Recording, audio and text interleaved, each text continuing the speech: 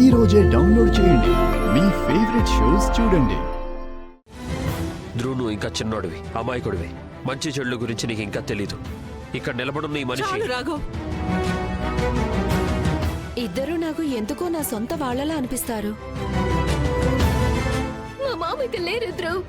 నేను వెళ్ళి తనకి నా బోన్ మేర ఇచ్చి తనని కాపాడుండొచ్చు ధ్రువ్, కానీ నేను వెళ్ళలేదు.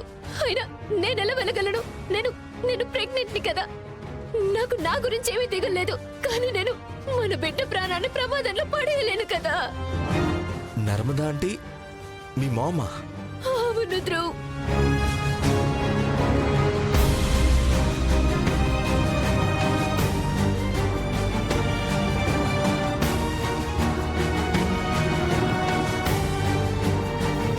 రాఘవ్, నీ ఎమోషన్ నేను అర్థం చేసుకోగలను. నేను ఇప్పటికే నమ్మలేకపోతున్నాను నర్మదా ఆంటీ అసలు ఇలా ఎలా చేయగలరు అని. ఆవిడ అలాగే చేసింది.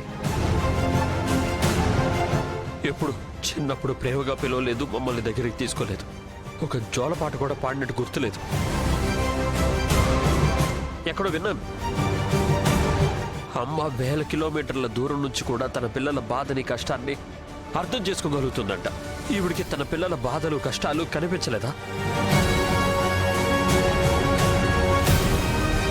నేనెలా రుణంలా భావించాలి మమ్మల్ని కన్నందుకు? నిజానికి ఆవిడే స్వయంగా మాకు ఒంటరితనం అనే గ్రహణం పట్టేలా చేసింది కదా. అవును, నా ఒంట్లో ఆవిడ రక్తమే ప్రవహిస్తోంది.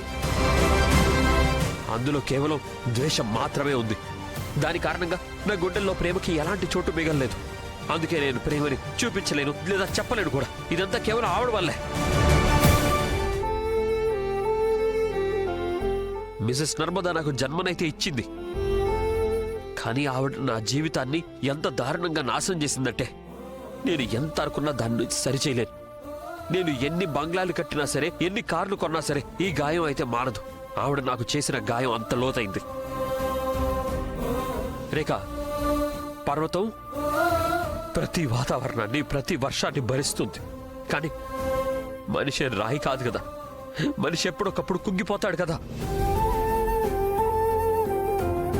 నన్ను కన్నా నా తల్లి ఇంత దారుణంగా కుంగదీసిందంటే నేనెంత ప్రయత్నించినా నేను మళ్ళీ మామూలు అవ్వలేకపోతున్నాను.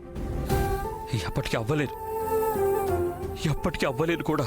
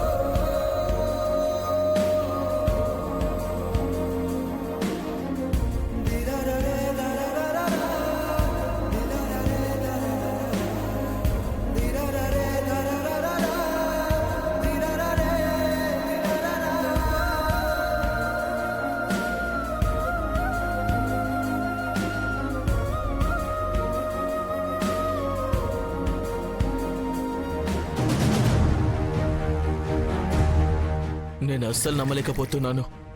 ఎప్పుడు ప్రతి అడుగు ఆచితూచి వేసే మా అమ్మ ఈరోజు అస్సలు భయపడట్లేదు. మత్తులో తన అడుగు తడబడుతుందేమోనని. చాలు చాలు చాలులే అమ్మా, ఇంకా చాలు. నన్ను ఆపకు. ఇన్నేళ్ల నుంచి నేను ఒక కోరిక కోరుకుంటూ వచ్చాను కదా, ఈ రోజు అది నెరవేరిపోయింది. ఇన్నేళ్ల నుంచి నేనే శుభవార్త కోసం అయితే ఎదురు చూశాను, ఈ రోజు నాకు ఆ శుభవార్త వచ్చేసింది.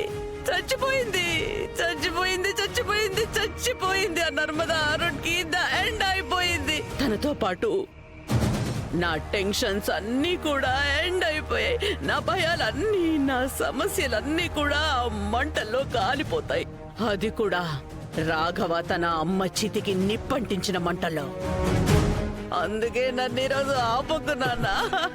నాకు చాలా సంతోషంగా నాట్యం చేయాలనుంది. ఎలా అనిపిస్తుందో తెలుసా? ఏదో ఈరోజు సంతోషమే మీ అమ్మని పిచ్చిదని నిదానంగా అమ్మా, చేసేలా. నిదానంగా. నీకు తెలుసు కదా, నేను ముందు కూడా ఒకసారి ఆ నర్మదని చంపడానికి ప్రయత్నించాను,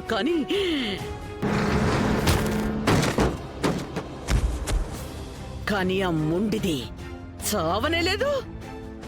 ఈరోజు 15 సంవత్సరాల తర్వాత, 15 ఇయర్స్, 15 ఏళ్ల తర్వాత సగంలో వదిలేసిన పని పూర్తయిపోయింది. పైగా ఇంతకంటే మంచి టైం ఇంకొకటి ఉండనే ఉండదు. ఎందుకంటే తెలుసు కదా, ఆ రిపోర్టర్ రేఖ ఇంత ఇంత దగ్గరైపోయింది నా రహస్యాన్ని బయట పెట్టడంలో. ఈ రిపోర్టర్ రేఖకి ఏమొచ్చింది జ్యువెలరీ షాప్ నుంచి? ఆ రేఖకి కూడా తెలిసిపోయింది తన స్మార్ట్నెస్ కి హద్దులు ఏంటో. ఎవరో కాని నిజమే చెప్పారు. సంతోషాలు ఆలస్యంగా వస్తాయేమో, కానీ అవి వచ్చినప్పుడు మాత్రం మనసుని తృప్తి చేసేస్తాయి. అమ్మా అమ్మా, చూసుకో చూసుకో. సరే సరే, నువ్వు ఈ సంతోషాన్ని మనసారా ఎంజాయ్ చేసుకో. కూర్చో. నువ్వు ఈ విజయాన్ని సాధించడానికి చాలా కష్టపడ్డావు. ఈ మాత్రం తాగొచ్చు.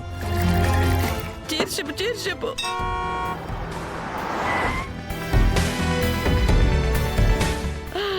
అమ్మా, రాఘవ్ ఇంటికి వచ్చేసాడు. రాఘవ, నా రాఘవ వచ్చేసాడా? అయ్యో, వాడికి అసలే ఇంత పెద్ద కష్టం వచ్చి పడింది. ఈ టైంలో వాడికి తల వాల్చి ఏడవడానికి ఈ అత్తయ్య కొంచెమే కదా కావాలి. తీసుకురా వీరేంద్ర, మౌత్ ఫ్రెషనర్ తీసుకురా. ఏం చెప్పాలి వాడికి? నా బాధని దిగమింగుకోవడానికి నేను బోల్డంత విస్కీ తాగానని చెప్పాలా? అలా చెప్తే అసలు బాగుండదు కదా, వినడానికి అస్సలు బాగుండదు.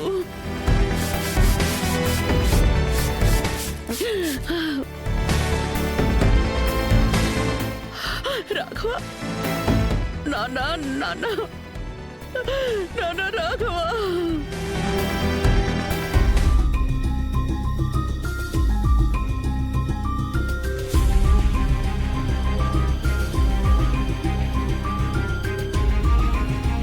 ఏమైంది నాన్న?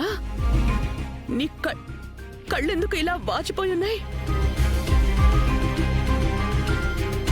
నేను బానే ఉన్నాను అత్తయ్య. నానా,